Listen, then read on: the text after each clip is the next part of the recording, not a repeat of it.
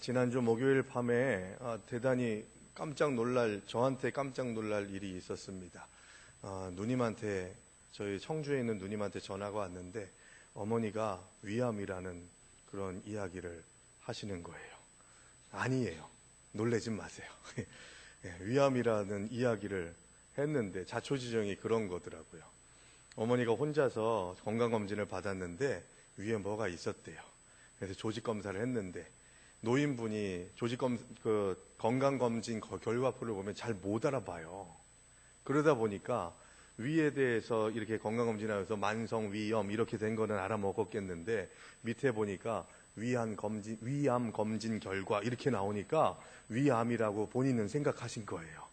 그래서 한 반나절을 혼자서 끙끙대시다가 밤 9시 정도 돼서 누님한테 전화를 한 거죠. 딸내미는 큰딸은 알아야 될 것 같으니까 말하는데 엄마가 위암이랴. 그렇게 얘기하니까 또 집안이 난리 났겠죠. 그래서 밖에 있었던 작은 누님한테도 큰 누님이 전화해가지고 집에 와서 엉엉 울면서 집에 들어와가지고 엄마 검진표를 봤더니만 만성위염인데 밑에 위암 검진 결과 아무렇지도 않다는 표시였는데 어머니는 그걸 위암으로 생각하신 거죠. 그 반나절 동안 얼마나 노인네 혼자서 죽을 똥 살똥 했을까요? 저는 이번 한 주간 동안 그런 생각이 들더라고요. 화평교회 성도님들도 월요일부터 토요일까지 어떤 일을 겪었는지 알 때도 있지만 모르는 일들도 참 많겠죠. 여러분들이 함께 같은 예배당에서 예배를 드리지만 이분들이 사회에서, 가정에서, 교회 밖에서 어떤 일을 경험하고 이 자리에 왔는지를 알 수가 없는, 지금도 고통 가운데에서 정말 쓰리고 아프고 감당할 수 없는 어려움들을 감당하고 이 자리에 오신 분들이 분명히 있을 수 있다는 것을 우리가 생각해야 돼요. 그래서 뭐든지 조심스럽게, 그리고 축복하는 통로가 되고 격려하는 통로가 돼야지, 그 아픔을 회복하고 싶어서 하나님께 위로받고 싶어가지고 온 사람들이 감추었던 그 마음들이 더 썩어지고 더 골마 터지고 더 위로받지 못하는 일들이 교회 공동체에 나타나서는 안 되겠다고 하는 생각이 들더라고요. 그래서 보이지 않는 하나님의 위로를 받으려면 보이는 성도들이 그 역할을 감당할 때가 있기 때문에 보이는 성도로서 제가 또 여러분들이 교회 공동체에서 함께 교제하고 이야기 나누고 대화하고 하는 그런 과정들을 대단히 소중하고 귀하게, 또한 조심스럽게 생각해야 되겠다고 하는 생각이 다시 한번 들었던 한 주간이었습니다. 그 사람이 주중에 무슨 일을 겪었는지 알 수 없지만 내가 지금 하는 이 교제를 통해서 하나님의 위로를 경험하고 하나님의 은혜를 경험하기를 원한다는 마음으로 대할 수 있는 우리 화평가족들이 되시기를 바랍니다. 그런데 뭐니 해도요, 제일 큰 은혜와 제일 큰 위로는 하늘로부터 오는 위로와 은혜인 줄로 믿습니다. 이것이 우리에게 선포되고 허락될 수 있어야 되는 것이죠. 그러려면 어떻게 해야 돼요? 하늘을 바라봐야 돼요. 하나님을 향해야 되는 것이죠. 아무리 우리가 보이지 않는 하나님의 위로를 조금은 감당하기 위해서 보이는 성도들이 다른 사람들을 격려하고 위로하겠다고 해도 우리는 한계가 있을 수밖에 없고, 진정한 위로와 소망은 하나님께로부터 온다는 것을 인정하는 것. 이걸 뭘 뜻합니까? 하나님만 믿고 하나님만 신뢰하고 하나님만 바라보겠다고 하는 믿음의 고백이 우리에게 있어야 된다는 것이죠. 여러분, 오늘 본문 말씀, 이 호세아서의 말씀의 삶의 자리는 이스라엘 백성들 가운데에서 이 다윗 왕조가 시작되면서 솔로몬이 범죄함으로 인해서 솔로몬이 죽은 후에 남왕국은 유다, 북왕국은 이스라엘, 남왕국 유다와 북왕국 이스라엘로 나뉘어지게 됩니다. 그리고 이 남왕국 유다는 르호보암이라고 하는 솔로몬의 아들이 집권을 하게 되고, 북왕국 이스라엘의 초대 왕은 여로보암이라고 하는 사람, 에브라임 지파의 대표라고 할 수 있는 지도자격인 여로보암이라고 하는 사람이 왕이 됩니다. 그런데 우리가 오늘 본문에서 맨 첫 번째 8절의 말씀에서 에브라임아라고 그렇게 이름을 부르죠. 이 에브라임이라고 이름을 부르는 것은 북왕국 이스라엘을 지칭할 때 쓰는 그런 표현입니다. 여러분들이 아시는 것처럼 이스라엘 민족은 12지파로 구성되어 있죠. 12지파의 이름은 야곱의 12아들의 이름에서 유래됐다는 것을 우린 잘 압니다. 야곱의 세 번째 아들인 레위와 11번째 아들인 요셉이 빠져요. 그리고 레위는 하나님의 일을 감당하는 예배를 감당하는 자들이기 때문에 거기에서 12지파에서 빠지게 되고 11번째인 요셉 안에서 두 아들이 생기게 됐죠. 에브라임 지파와 므낫세 지파가 생기게 돼서 두 지파가 빠지고 두 지파가 들어가게 되는 일들을 경험하게 됩니다. 왜 에브라임 므낫세 지파가 이 요셉의 이름이 빠지고 에브라임 므낫세가 들어갔느냐? 이 창세기 마지막 부분에 보시면 이 야곱이 요셉의 두 아들을 이렇게 장자와 차자를 크로스해가지고 차자에게 장자의 축복을 주고 장자에게 차자의 축복을 주면서 이 두 아이는 내 아들이다라고 그렇게 선포하면서 이 두 아들이 요셉 지파 안에서 두 지파로 분깃이 허락되게 된 것을 보게 되죠. 이 이후에도 에브라임 지파가 대단히 큰 역할들을 감당을 하게 됩니다. 그러면서 북왕국 이스라엘로 남왕국 유다와 북왕국 이스라엘로 나뉘어지게 될 때 남왕국 유다는 유다 지파와 베냐민 지파가 남게 되고 나머지 10지파는 에브라임 지파를 중심으로 해서 북왕국 이스라엘을 꾸려 나가게 되죠. 그래서 에브라임을 중심으로 한 북왕국의 역사가 시작되었고 첫 번째 왕이 에브라임 지파의 대표인 여로보암으로 시작됐기 때문에 이 북왕국 이스라엘과 남왕국 유다로 나뉘어지게 된 후의 역사에서 특히 예언서에서 에브라임아라고 그렇게 이름을 부르면 이 북왕국 이스라엘을 지칭하는 것이 된다는 것을 우리가 이해하시면 되겠습니다. 또 좀 더 이해를 확장시키려면 이 북왕국 이스라엘이 기원전 721년에 아수르 제국에 의해서 멸망당하게 되고 그러면서 아수르 제국의 그 식민 정책은 포로로 바벨론처럼 끌고 가는 것이 아니라 그 지역에 북왕국 이스라엘의 땅에다가 다른 이민족을 막 집어넣어서 혼혈이 되게 하는 혈통적인 혼혈뿐만이 아니라 신앙적인 혼혈까지도 그렇게 섞여지게 만들어서 이들의 민족성이나 자주의식 이런 것들을 끊어내는 그런 정책을 썼던 것을 역사를 통해서 우리가 보게 되죠. 그래서 그때 당시부터 이 남왕국 유다의 백성들이 후대 예수님 시대에 가게 되면은 남왕국 유다의 후손들이 유대인이라고 불리게 되고 북왕국 이스라엘의 후손들이 예수님 시대에는 사마리아 사람이라고 그렇게 불리게 됐던 것입니다. 그래서 이 사마리아인들을 상종하지도 않았던 유대인들이 상종하지도 않았던 이유가 너네는 우리의 혈통이 아니야. 다 섞였잖아. 혈통도 피도 섞였고 신앙도 섞였으니 너희는 우리와 같은 민족이 아니다라고 하면서 혐오하는 이방인을 혐오하는 것보다 더 혐오하는 그런 의식이 이 역사 가운데에서 나타나게 됐던 것이죠. 아수르의 식민 정책을 통해서. 어찌됐건 간에 오늘 요셉의 두 아들 중에 에브라임과 므낫세라고 하는 이름이 들어가게 됐고 에브라임을 중심으로 해서 북왕국 이스라엘이 세워졌기 때문에 오늘 본문에 나오는 에브라임아라고 하는 이 말씀은 북왕국을 지칭하는 것인데 이 호세아가 활동했던 곳이 그 장소가 바로 북왕국 이스라엘이었던 것이고 시간적으로 보게 되면 북왕국이 멸망하기 직전의 상황이었다는 것을 우리가 생각할 수 있어야 됩니다. 이제 나라가 멸망해 가요. 그런데 호세아서의 말씀은 오늘 본문의 말씀은 뭘 얘기합니까? 내가 너를 놓겠느냐? 내가 너를 버리겠느냐? 라고 그렇게 말씀하고 있는 것이죠.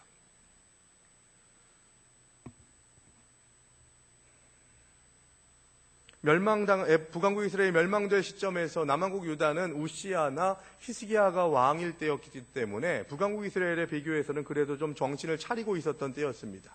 그러나 어찌됐건 경중의 차이지 남왕국 유다와 북왕국 이스라엘의 역사는 분명히 하나님의 이끄심과 인도하심에서 벗어난 하나님의 기쁨이 되는 삶은 아니었다는 것을 우리는 잘 알게 되죠. 그런데 오늘 본문에서 우리가 주목해야 될 것이 8절을 다시 한번 보실까요? 오늘 본문 8절의 말씀을 다시 한번 보시죠. 자, 같이 읽겠습니다. 에브라임이여 내가 어찌 너를 놓겠느냐? 이스라엘이여 내가 어찌 너를 버리겠느냐? 내가 어찌 너를 아드마같이 놓겠으며 어찌 너를 스보임같이 두겠느냐? 내 마음이 내 속에서 돌이키어 나의 긍휼이 온전히 불붙듯 하도다. 아멘. 자, 여기에서 아드마와 스보임이라고 하는 이름이 나옵니다. 이것은 사람 이름이 아니라 지명이에요. 도시의 이름입니다. 여러분 창세기에서 아브라함의 조카 롯이 거주했던 곳이 소돔과 고모라 땅 아니겠습니까? 거기에서 빠져나와서 뒤를 돌아보지 말라고 했는데 그렇게 말을 더럽게 안 듣는 사람이 꼭 하나는 있어요. 그래서 롯의 아내가 뒤돌아봤다가 뭐가 됩니까? 소금 기둥이 돼버리죠. 그 심판의 땅, 소돔과 고모라 대표적인 그런 고유명사죠. 저주의 땅, 심판의 땅, 불의 화가 임했던 곳, 이것이 바로 소돔과 고모라 땅입니다. 그런데 오늘 본문에서 나오고 있는 아드마와 스보임이라고 하는 곳이 이 소돔과 고모라의 옆에 붙어있는 작은 마을이었어요. 작은 성이었는데 소돔과 고모라하고는 비교할 수 없는 아주 작은 위성 도시, 위성 마을이라고 할 수가 있는데, 그 아드마와 스보임은 소돔과 고모라가 멸망당할 때 같이 멸망당했던 너무 작은 고을이어서 그냥 소돔과 고모라로 끝나는 그런 땅이었던 것이죠. 그런데 오늘 호세아서 오늘 본문 8절의 말씀에서 아드마와 스보임이라고 하는 말이 나와요. 이 얘기는 어떤 의미일까요? 왜 잘 알려진 소돔과 고모라 대신에 아드마와 스보임이라고 하는 작은 성으로 비유의 말씀을 하셨냐는 거죠. 하나님의 심판은 어느 누구도 피해갈 수 없는 보편적인 것이고 정확한 잣대에 의해서 공의로운 하나님의 심판이 임하게 된다는 의미를 갖고 있습니다. 그래서 두 가지 의미가 있어요. 아드마와 스보임이라고 하는 표현을 통해서 작은 고을들이 멸망했던 그때의 창세기에 그 하나님께서 진노하신 때에는 아드마와 스보임도 멸망당했지만 내가 그 작은 것들조차도 심판하는 철저한 심판의 일들을 창세기를 통해서 선포했지만 지금은 내가 그 아드마와 스보임 같은 작은 것들까지도 내가 구원하리라 라고 하는 그런 말씀을 주고 계신 거예요. 큰 것만 구원하는 것뿐만이 아니라 작은 것들, 작은 일들, 작은 아픔, 작은 고통들까지도 내가 회복시켜 주리라 하는 그런 메시지가 담겨져 있는 것이죠. 그리고 또 한 가지 의미, 이건 하나님의 입장이고, 두 번째 우리의 입장에서는 우리의 삶의 아드마와 스보임 같은 그런 작은 것들을 방치해 두게 될 때에는 하나님의 은혜와 하나님의 임재를 경험하지 못하게 되는 큰 손실을 볼 수 있다는 것을 우리 스스로가 인식할 수 있어야 된다는 것입니다. 이거 작은 건데 뭐 내가 하는 일에 비하면 이 작은 거 그냥 내가 이거 해도 되지 하는 그런 생각을 가지고서 하나님 앞에서 기쁨이 없는, 하나님이 기뻐하지 않으시는 일들을 하려고 할 때 내 삶에 아드마와 스보임 같은 아주 죄에 대해서 민감해야 할 때에만 찾아지는 작은 것들을 방치해둬서는 안 된다는 것을 분명히 우리들의 삶을 통해서 찾아내고 점검할 수 있어야 된다는 것입니다. 우리 하나님 입장에서는 아드마와 스보임 같은 그 작은 것들까지도 내가 구원하리라 라고 말씀하셨기 때문에 우리는 그 말씀을 받을 때 우리의 삶의 아드마와 스보임 같은 것, 그 작은 것조차도 거룩하게 되길 원합니다. 깨끗하게 되길 원합니다. 하나님이 기뻐하시는 그런 산 제물이 되길 원합니다. 이 고백이 우리에게 있어야 되는 거예요. 그런 고백이 있어야만 주님께서 나를 만지시고 나를 건지시는 오늘의 메시지, 내가 너를 버리겠느냐, 내가 너를 놓겠느냐라고 하는 그 말씀에 내가 위로를 받을 수 있는 거예요. 이 말씀이 나한테 위로가 되고 은혜가 되지 못하면 그것은 바로 내가 하나님의 음성을 듣지 못하기 때문이에요. 작은 것을 업신여겼기 때문에 큰 것을 잃어버리고 손실을 보는 그런 일들이 우리들의 삶에 시작됐다고 해도 과언이 아닌 것이죠. 여러분 어려움이 있으시죠? 힘든 일이 있으시죠? 감당할 수 없는 아픔이 있으시죠? 그런데 그때에 다른 거 말고 그 힘들고 어려울 때 주님의 이름을 부를 수 있는 것이 은혜인 줄로 믿으시기 바랍니다. 다른 거 생각하지 않고 제일 첫 번째로 주님 도와주세요. 주님 아시죠? 주님 내 아픔 아시죠? 내 어려움 아시죠? 내 고통 아시죠? 주님 만져주세요. 회복시켜주세요. 이 고백이 있어야 되는 거예요. 예? 아플 때 힘들 때 남편 찾는다고 남편이 뭐 해줍니까? 예? 아내가 뭐 해줍니까? 뭐 해주기도 하죠. 그런데 그건 한시적인 것이고 그 고통과 위기를 이길 수 있는 능력은 하나님께 있음을 믿으시기 바랍니다. 그래서 주여 하는 그 한마디가 얼마나 큰 깊은 영성과 하나님을 향한 신뢰의 마음을 세워나가고 구축해 나가는지를 우리가 깨달아야 된다는 것이죠. 한숨을 푹푹 쉬는 것보다도 한숨 대신에 주여라고 하는 그런 주님의 이름을 부르는 것으로 우리의 한숨을 채워나가게 될 때 하나님께서 개입하시고 하나님께서 역사하실 줄로 믿습니다. 인간의 일생을 살다 보면 살아 숨쉬는 매 순간이 긍휼하심으로 우리를 건져내시는 시간이라는 것을 우리가 깨닫습니다. 하나님의 긍휼하심이 없다면 우리가 어떻게 여기까지 올 수가 있었겠어요? 그런데 오늘 본문의 8절 뒷부분에 조금 전에 우리가 읽었습니다만 대단히 중요한 표현, 아주 재미있는 표현이 있어요. 내 속에서 내 마음이 내 속에서 돌이키어 나의 긍휼이 온전히 불붙듯 하도다. 나의 긍휼이 온전히 불붙듯 하도다. 여기서 말하는 나는 누구예요? 하나님이에요. 그래서 성경을 읽을 때 이해되지 않는 구절이 나오면 이런 대명사가 누구를 지칭하는지를 보는 것이 첫 번째예요. 나의 긍휼이 온전히 불붙듯 하도다. 온전히 불붙듯 하도다. 이거 무슨 뜻이겠어요, 여러분? 불붙듯 하도다. 화상 입어보신 적 있으십니까? 어디 데워보신 적 있으세요? 저는 몇 번 데워본 적이 있어요. 그런데 부침개 부치다가도 고기 굽다가도 조그만 기름 튀어도 뜨거 하잖아요. 그렇죠? 어떤 사람이 그건 좀 병이 있는 거겠죠. 뜨거 이러고서 말아요? 불 붙었네 이러고 말아요? 뭘 하다가 불이 붙으면요, 큰일 났다 마음에서 막 뭐 채통이고 뭐가 없잖아요. 막 그 불 끄려고 막 난리 나고. 제가 울릉도에서 군 생활할 때 산불이 났던 적이 있거든요. 그래서 산불을 진압한다고 투입이 됐는데 제 부하가 여기 손에 이쪽에 불이 붙은 거예요. 이 친구가 어떻게 한지 아세요? 자기 몸에 불 붙었다고? 그 비탈인 거기에서 그냥 굴러서 밑으로 내려갔어요. 이렇게 막 구르면서. 채통이 뭐가 있습니까? 불 한번 붙어보세요. 안 붙어본 사람은 말할 게 아니에요. 불 붙듯 하리라 이 얘기는 못 참는다 그 얘기예요. 못 참는다. 참을 수 없다. 너희에게 긍휼을 베품이 참을 수 없는 일이다. 마치 스바냐서의 말씀처럼 내가 너로 인하여 기쁨을 이기지 못한다. 이 말씀과 같은 거예요. 내가 너희를 사랑해서 긍휼을 베푸는 것을 불붙듯 한다. 내 소매에 불 붙어서 뜨거워 이렇게 점잖게가 아니라 참을 수 없는 그런 기쁨과 그 기대감으로 내가 너희에게 긍휼을 베풀리라 라고 말씀하시고 있는 거예요. 우리 주님의 사랑이 그렇다니까요. 나 혼자서 그냥 싸매고 나 혼자서 힘들다고 죽겠다고 그 고통과 고난을 붙잡고 있지 마셔야 돼요. 하나님께 맡기십시오. 내가 가지고 있으면 근심거리고 걱정거리지만 내가 해결해야 될 문제지만 하나님 앞에 기도 제목으로 내어드리면 그거 하나님이 역사하실 기도 제목이 되는 거예요. 하나님 몫이 되는 거예요. 왜 그 남는 장사를 안 하려고 하시는 거예요? 내가 붙잡고 있어서 3일 동안 고생하면서 애쓰고 고민하다가 해결 안 되면 그거 내가 할 수 있는 일 아니라고 말씀드렸죠. 맡기셔야 돼요. 내어드리는 것, 그리고 뒤돌아보지 않는 삶, 끄집어내지 않는 삶. 우리 주님께서 지금 온전히 불일 듯 우리에게 긍휼을 베푸시고 은혜를 베푸시고 사랑을 베푸실 준비가 돼 있다니까요. 믿으십니까?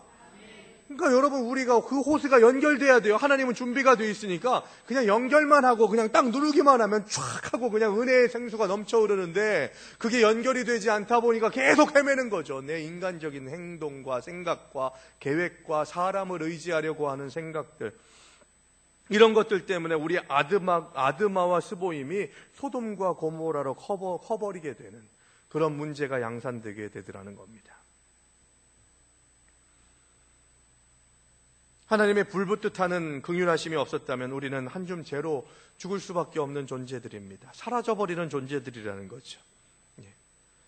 그럼에도 아무런 거리낌 없이 무감각한 생각으로 죄에 대해서 민감하지 못하게 살아간다면 우리의 삶은 아드마와 스보임 같은 작은 성에서 헤어나지 못하는 어리석은 자가 될 수밖에 없다는 겁니다.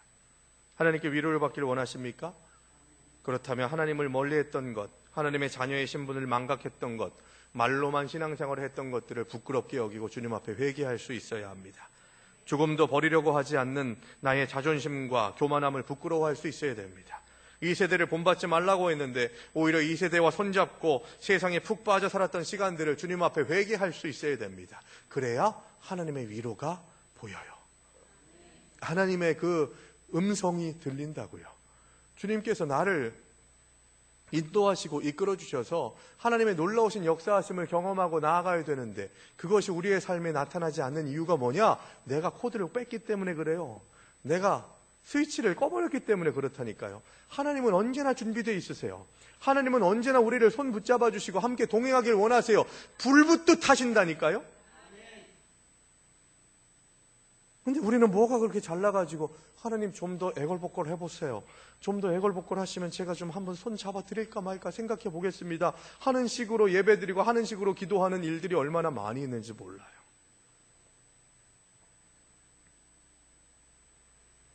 구절의 말씀해 보시면 내가 나의 맹렬한 진노를 나타내지 아니하며 내가 다시는 에브라임을 멸하지 아니하겠다고 말씀하십니다. 그런데 이거 거짓말로 생각될 수 있어요.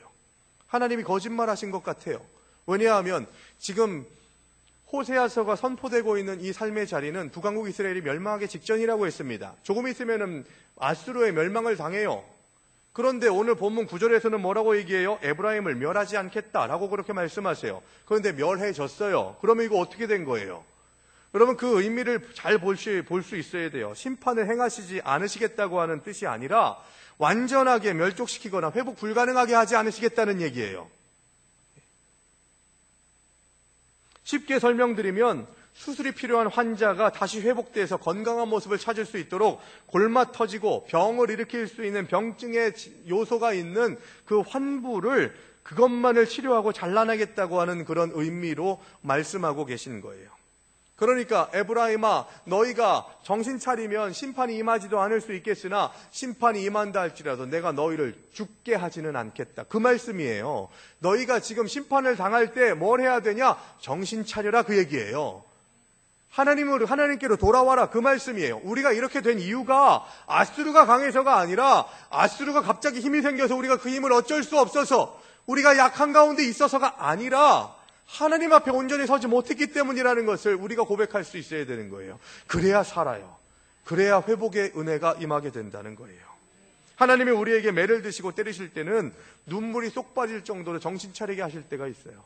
쓰나미처럼 이것도 몰려오고 저것도 몰려올 때가 있다니까요. 하지만 아무리 아픈 매질이라 할지라도 하나님께서는 우리에게 견딜 만큼만 손을 대십니다. 이 고백이 우리에게 있어야 되는 거예요. 견딜 만한 고난과 견딜 만한 아픔을 주시는 분. 왜요?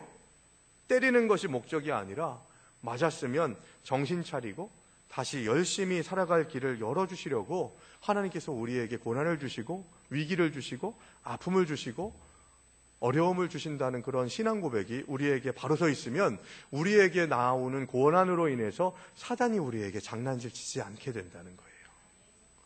고난이 있어요. 아픔이 있어요. 힘듦이 있어요. 누군가가 나를 버린 것 같아요. 그때 제일 민감하게 잘 아는 존재가 마귀거든요. 오케이. 그래. 지금 흔들리지? 내가 조금만 더 도와주면 너 완전히 망가지겠구나. 일어설 수 없겠구나. 하나님을 등지겠구나. 이거 아주 귀신같이 알아보는 녀석들이 이 마귀들이거든요.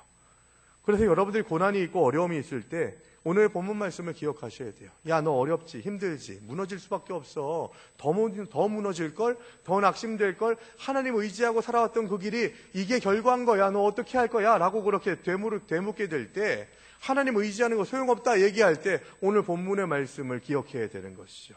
에브라임도 놓지 않으신다 하신 하나님, 이스라엘도 버리지 않으시겠다고 하신 하나님, 내가 여기 있나이다. 나를 고쳐주시옵소서. 이 고백이 우리에게 있어야 된다는 거죠. 왜 우리가 성경을 암송해야 되는지 아세요? 왜 우리가 성경을 잘 알아야 되는지 아세요? 기도할 때 써먹으려고. 하나님이 이렇게 하신다고 하시지 않았습니까? 땡깡 부릴 수 있어야 돼요. 뭘 알아야 땡깡을 부리죠. 물론 기도는요, 제가 분명히 지난주에도 말씀드렸습니다. 기도 응답의 주권은 하나님께 있어요. 그 기도 응답의 능력은 내가 기도를 많이 하고 더 퀄리티 있는 그런 기도를 드리고, 뭐 퀄리티 있는 기도, 없는 기도가 뭔지 모르겠지만 그런 기도를 많이 하고 적게 하고의 문제가 아니라 하나님의 긍휼히 여기심, 이게 주된 거라고 말씀드렸죠.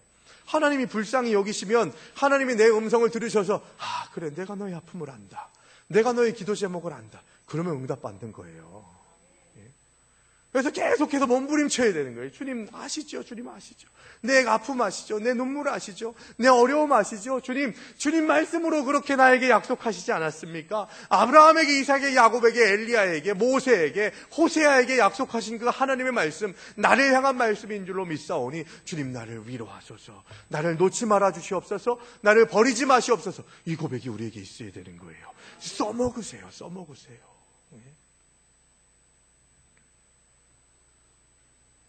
내가 하나님이기 때문에, 내가 거룩하기 때문에, 인간이 아니기 때문에 내가 너희와 약속한다. 9절에서 후반부에서 말씀하고 있습니다. 사람의 약속이 아니라는 거죠. 전능하신 하나님, 실수가 없으신 하나님께서 지금 약속하고 계신다는 거예요. 뭘요? 우리를 놓지 않으시겠다고, 우리를 인도하시고 이끄시겠다고. 이것을 느끼고 확신하고 고백하는 것이 하나님의 은혜인 줄로 믿습니다. 10절, 11절의 말씀을 볼까요? 자, 10절과 11절 같이 읽겠습니다. 그들은 사자처럼 소리를 내시는 여호와를 따를 것이라. 여호와께서 소리를 내시면 자손들이 서쪽에서부터 떨며 오되, 그들은 애굽에서부터 새같이, 아수르에서부터 비둘기같이 떨며 오리니 내가 그들의 집에 머물게 하리라. 나 여호와의 말이니라. 자, 여러분, 사자처럼 소리내시는 여호와를 따를 것이다 라고 하는 이 말씀은 주목하게 된다는 거죠. 사자가 옆에서 하면요, 그거 되게 무섭대요. 도저히 그냥 사자네? 하고 말 게 아니에요. 사자야? 라고 그렇게 두려워하게 되잖아요. 존재 인식이 이 사자라고 하는 단어를 사용하셔서 너희가 나를 따르는데 그냥 대충 따르는 게 아니라 사자를 인식하면서, 사자를 두려워하는 마음으로 나를 따를 것이다 라고 말씀하고 있는 거예요. 우리의 신앙의 실패는 뭔지 아십니까? 가장 큰 것이 하나님의 존재를 인식하지 못한다는 데 있어요. 하나님이 나를 보고 계시고 하나님이 나를 인도하시고 계신다고 하는 인식이 흐트러지게 될 때 내가 주인 되고 내가 하려고 하는 일들이 점점 많아지게 되는 것이죠.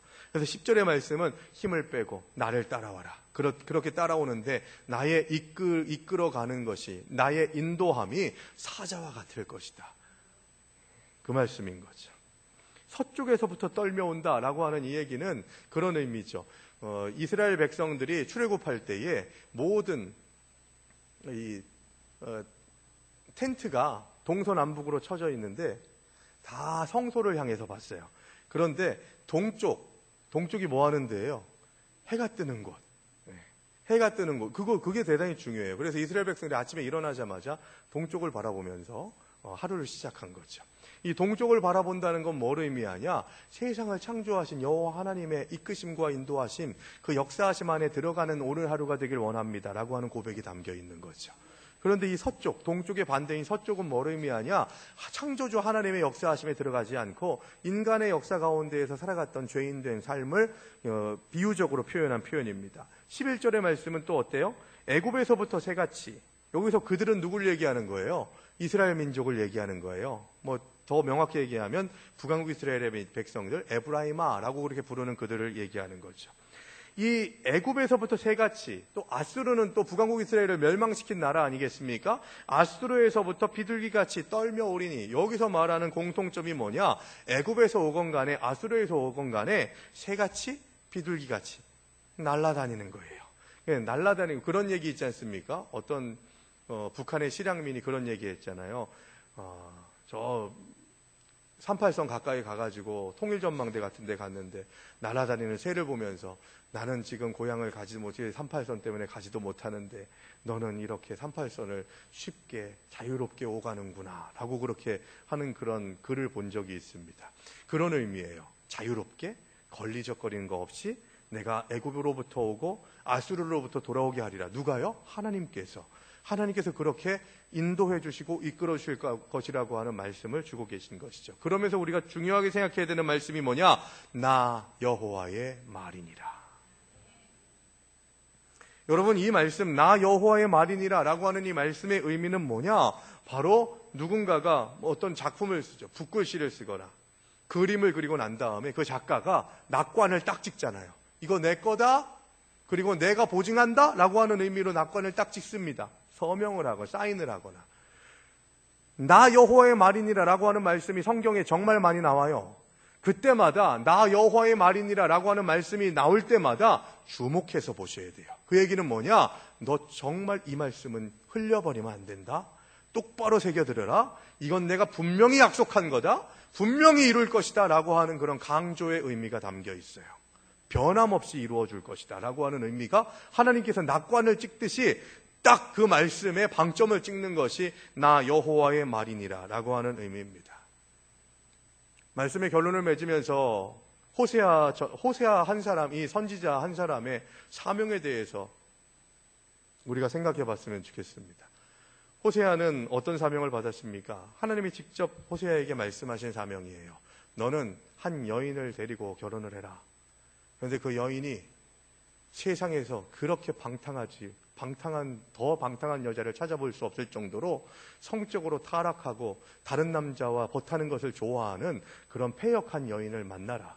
그리고 그와 결혼하고 아이를 낳으라 라고 말씀합니다. 호세아서 1장 2절에서 뭐라고 말씀하냐면 너는 가서 음란한 여자를 맞이하여 음란한 자식들을 낳으라. 이게 호세아에게 주신 하나님의 명령이에요. 참 도저히 감당하기 어려운 명령 아닙니까? 너는 가서, 이게 더 환장할 일이 아니겠어요? 그냥 어떻게 자연스럽게 그냥 내가 언제 그 여인을 만나게 해줄 테니까 그냥 그 여인과 어떻게 하다가 결혼하고, 그게 아니라 너는 네 의도를 가지고 네가 목적을 가지고서 이 여인에게 가서 그 음탕한 고매를 아내로 맞아들이고 또 도망가고 또 다른 남자 만나고 어느 때에는 팔려간 그 여인을, 자기 아내를 돈 주고 사와야 되는 그런 비참한 현실 가운데에서 그것을 이스라엘 백성들에게, 북왕국 이스라엘 백성들에게 보여줘서 그들이 고멜이라고 하는 것, 북왕국 이스라엘 백성들은 너희가 이 방탕한 고멜같이 나를 떠났고 다른 신을 섬겼고 다른 목적을 가지고 세상을 살았는데 이 호세아가 너를 붙잡아주고 이 고멜을 붙잡아주고 다시 값을 주고 사오고 붙잡아주는 그 사랑을 가지고서 나아갔던 그 발길이 내가 너희를 향한 발길이다. 내가 너희를 붙잡았던 손길이다. 이것을 호세아의 삶을 통해서 깨달아야 되지 않겠느냐라고 하는 그런 말씀을 주고 계신 것입니다. 이 말씀 우리에게도 주시고 계신 거예요. 주님 보시기에 우리가 신앙생활 얼마나 잘하고 있습니까? 100점 만점에 몇 점일까요? 대부분 낙제점 아닐까 생각됩니다. 그럼에도 불구하고 예배드릴 수 있고 은혜로 세워질 수 있는 것이 얼마나 감사한지 몰라요. 나는 C 정도는 되지 않을까요? 한 60점 정도는 되지 않을까요? 저 사람은 40점인데 나는 50점인 건 감사합니다. 이러면요, 하나님 앞에 더 혼나요. 넙죽 엎드리셔야 돼요. 누구보다 누가 더 잘나고 누구보다 누가 더 잘하고, 이건 하나님 앞에서 보면 도토리 키재기 아니겠습니까? 중요한 건 뭡니까? 우리의 점수는 바닥권이지만 하나님께서 우리를 자격을 놓고 말씀하지 않으시고 존재 자체만으로 위로 주시고 구원을 베푸셨다는 것을 우리는 믿는 자들이에요. 그래서 우리가 아직 부족하지만 부족한 가운데에서도 하나님께서 나에게 은혜를 베푸셔서 구원받게 하셨어요. 믿으세요? 믿으시죠? 근데 우리는 상태는 부족해요, 아직도. 그래서 겸손해야 된다는 거예요. 그래서 까불지 말란 얘기예요. 나는 저 세리와 같지 않음을 감사하나이다. 이거 바보 같은 생각이라는 거예요.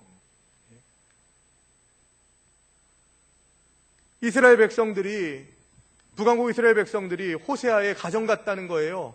고멜은 계속해서 다른 남자 찾아가지고 방탕하고 패역한 삶을 살아가지, 세 자녀가 낳았는데 첫 번째 아들 이름을 이스라엘이라고 지으래요.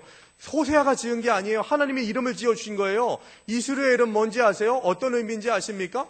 이 호세아서 1장에서 이스라엘에 대해서 이야기하면서 그런 내용이 나와요. 이 북왕국 이스라엘의 가장 패역한 왕을 꼽으라고 하면 아합 왕 아니겠습니까? 아합과 이세벨이 하나님의 진노하심이 차가지고 이제 그들이 죽게 됐어요.